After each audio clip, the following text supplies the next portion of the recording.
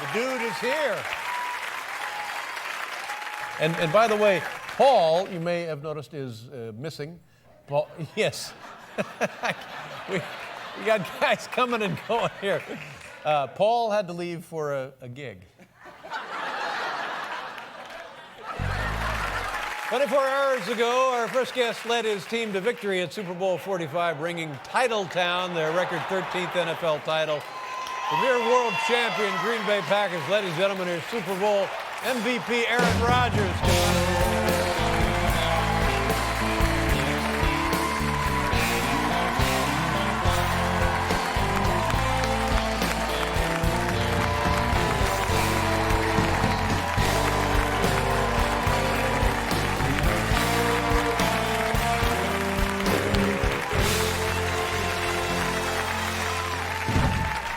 Thank you very much.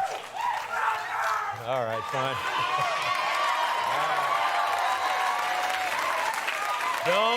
Don't make me cut off beer sales, all right? We were talking a little bit about your itinerary for today. Under any circumstances, it would be grueling, but especially after winning the Super Bowl, MVP, and all of the traveling. Thank you very much for the trouble.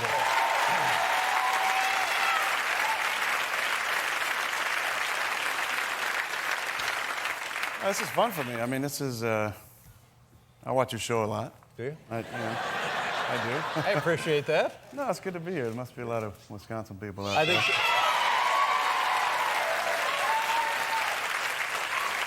At least. Let me, it seems like most years in a good year, you get a pretty good story out of the Super Bowl. Yep. And this year, to me, is certainly no exception. They have the drama with the previous Green Bay quarterback, and they have your ascending to the throne of all of football. But your high school experience, tell me about your high school experience, and then where did that take you? Yeah, I was not really recruited out of high school. Ended up playing baseball my senior year and thought about doing baseball. Thought about joining the military. But decided to go the junior college route, which not a lot of kids go to who actually have good grades. Yeah. I had pretty good grades in high school. But that was a great opportunity for me to advance my career. Now, why weren't you recruited out of high school for a college, a major college? I think a number of reasons. One, I wasn't, even today, I'm not going to be a guy who pops out as I'm not 6'5", I'm not 240, I don't run a 4.5 40. Right. But I think a lot of times the things you can't measure are often the things that give people the most success. How big were you in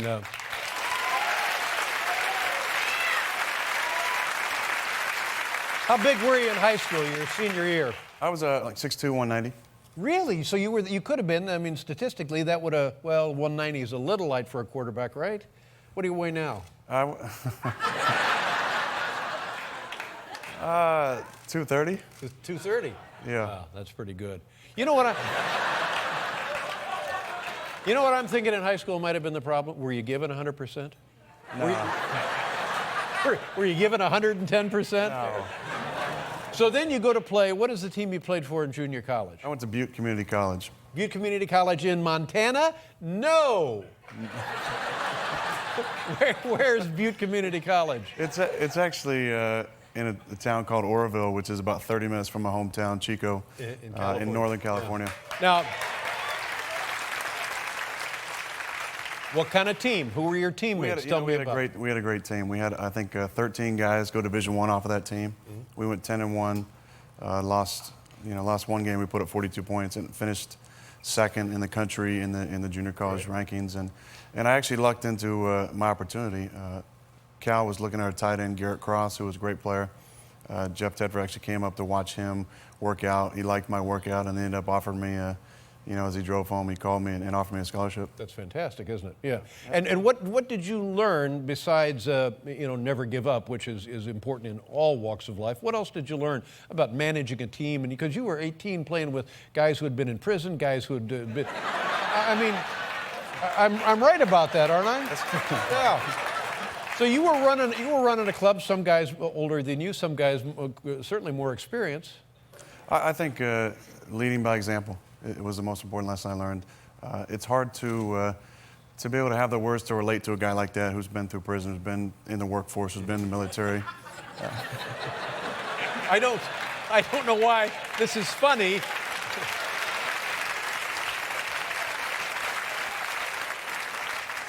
Now, Stop right there. Yeah, okay.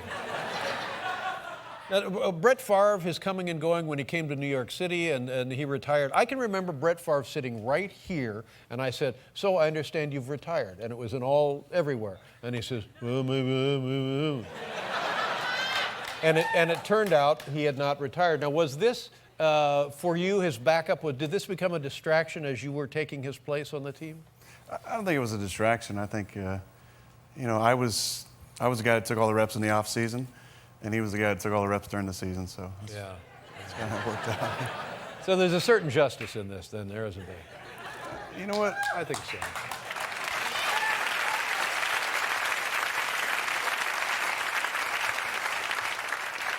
Is it nearly? I mean, there's only a handful of men who do this, and some women. But is it impossibly hard to be an NFL quarterback? I don't know how to answer that. If I say I don't think so, it makes me sound arrogant. Yeah. You know what? It's something that you really got to put the time into. I feel like I've been successful because I've not only been surrounded by great people, right, but I care about my job. And I care about being what is your successful. greatest asset when you get out there in a Super Bowl, in an exhibition game? What is your greatest asset?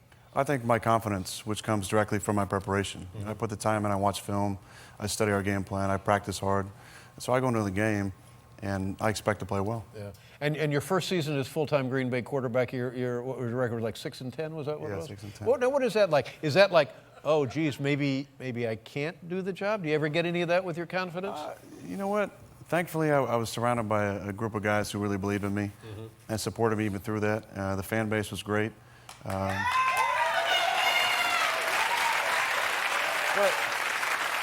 yeah, I mean, you go through stages where you start to lose some confidence. You wonder if you can really get it done.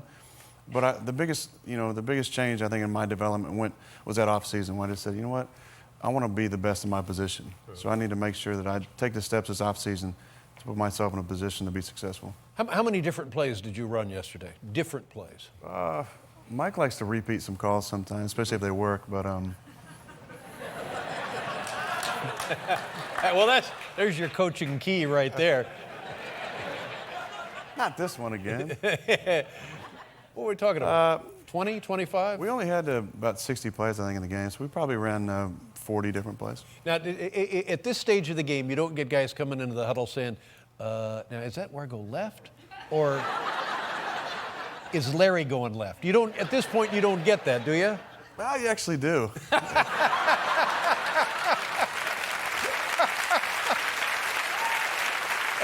Wow. Oh. Well, you talk about all of the guys that you've benefited from as teammates. Charles Woodson, at halftime, he's got a busted collarbone, for God's sakes. Now, here's a guy, key to the defense. What goes on at halftime yesterday? That was tough. I mean, one, it's a 28-minute halftime compared to a usual 12-minute. So you have to, find ways to keep yourself busy there. But Charles was beside himself. I mean, he's pretty cut up emotionally, and they're saying, "Hey, go talk to Charles." I'm like, what do I say to Charles? He's out for the game. He's our emotional leader. He's our guy that talks before every game. So I just went over to him and said, "Hey, man, sorry you can't finish it, but I'll see you on the field afterwards to celebrate." Yeah, cool. Because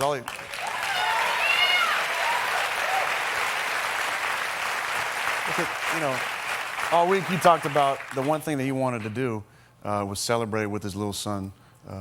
Charles. What a great thing that is. In the confetti there. And this was his second Super Bowl. Yep. First was the Packers. Now, is it possible for a guy to be a team leader who is not the quarterback? I think so. Is that just come with the job? You got to be the leader. I do have to be one of the leaders, but I think it takes multiple leaders to have a locker room that functions properly.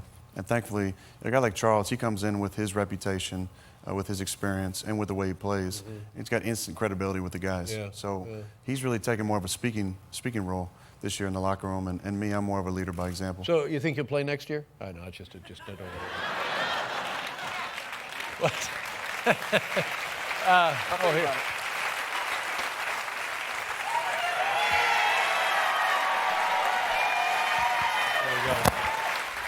It looked early on yesterday like it was going to be an easy victory for the Packers, and then things got a little tense toward the end, and the final drive, and we've seen this before from Ben Roethlisberger. That must have been a little tough to watch, huh? No, it was. You know, I told the guys in the huddle when there were 7 minutes left, you know, we take this down, we get a touchdown, the game's over. We're champs.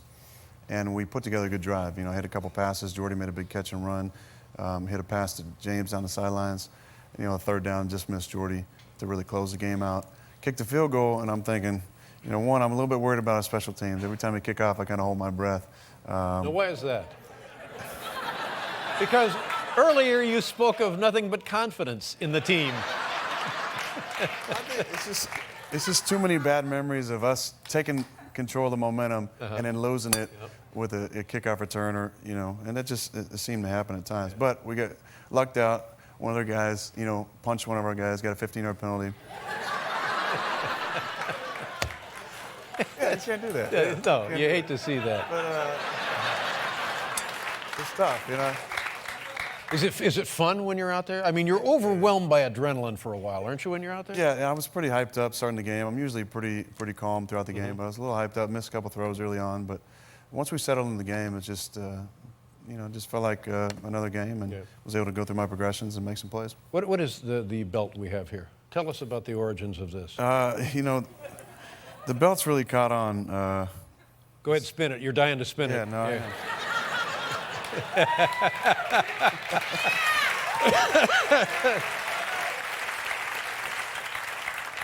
It's just a celebration to start in practice, really, and the fans love it. So we gotta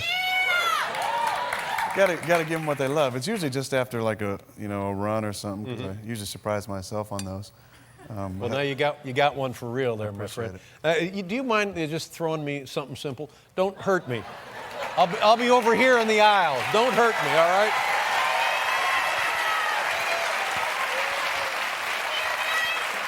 Easy, easy, easy. Hi, how are you? Whoa!